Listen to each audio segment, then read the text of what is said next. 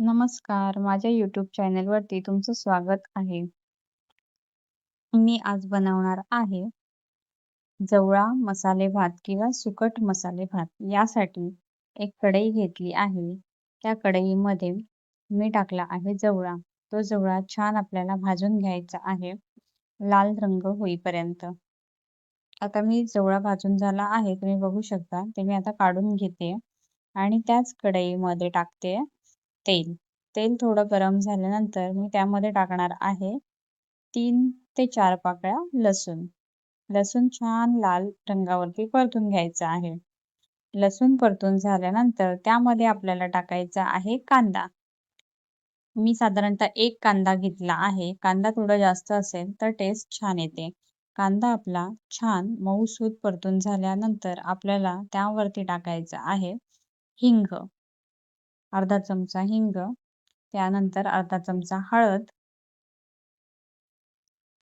हिंग, हळद टाकून झाल्यावर आपल्याला टाकायचं आहे ह्याच्यामध्ये लाल तिखट. लाल तिखट तुम्ही तुमच्या अंदाजाने टाका. मी इथे 1 चमचा टाकत आहे. 1 ते 1.5 चमचा टाकायचा आहे आपल्याला. आणि हे आता छान फ्राय करून घ्यायचं आहे. मसाला छान फ्राय झाला पाहिजे, जेणेकरून मसाल्याचा कच्चा स्मेल किंवा टेस्ट नाही लागणार. मसाला फ्राय झाल्यानंतर जी आपण भाजून घेतलेली सुकट होती, ती यामध्ये मी ॲड करणार आहे. सुकट ॲड केल्यानंतर सुकट सुद्धा फ्राय करून घ्यायची आहे, जेणेकरून ती छान शिजून येईल. आता आपल्याला त्यावरती टाकायचा आहे राईस किंवा आपण शिजवून घेतलेला भात टाकायचा आहे. तुम्ही कोणताही भात घेऊ शकता.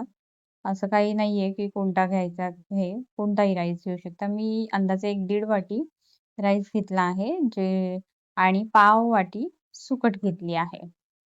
हे छान असं मिक्स करून घ्यायचंय, जिथपर्यंत त्या राईसमध्ये मसाला छान लागत नाहीये. असं फ्राय करून मग थोड्या वेळ आपण असं साईडला ठेवणार आहोत आणि हे प्रॉपर असं शिजू देणार आहोत. आता तुम्ही ह्या स्टेजला इथे मीठ टाकायचं आहे. मीठ अंदाजे आपण आपल्या टेस्टनुसार टाकायचं आहे. मीठ टाकून झाल्यानंतर आपल्याला पुन्हा हे छान मिक्स करून घ्यायचं आहे.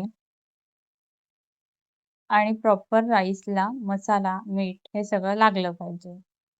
आता बघू शकता मी हे छान मिक्स करून घेतलं आहे आणि 2 मिनिटं फक्त त्याला वाफवून घेणार आहे, जेणेकरून आपले मसाले त्या राईसमध्ये छान मुरतील. आता वरून आपल्याला टाकायची आहे कोथिंबीर. कोथिंबीर टाकून झाल्यानंतर थोडं मिक्स करून घ्यायचं आहे आणि अशा तऱ्हेने आपला सुकट मसाले भात किंवा सुकट फोडणी भात रेडी आहे.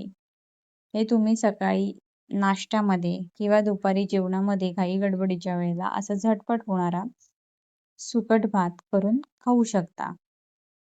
टेस्टला पण छान लागतो. नवीन काहीतरी वेगळं आहे. तुम्ही ट्राय करा. तुम्हालाही आवडेल.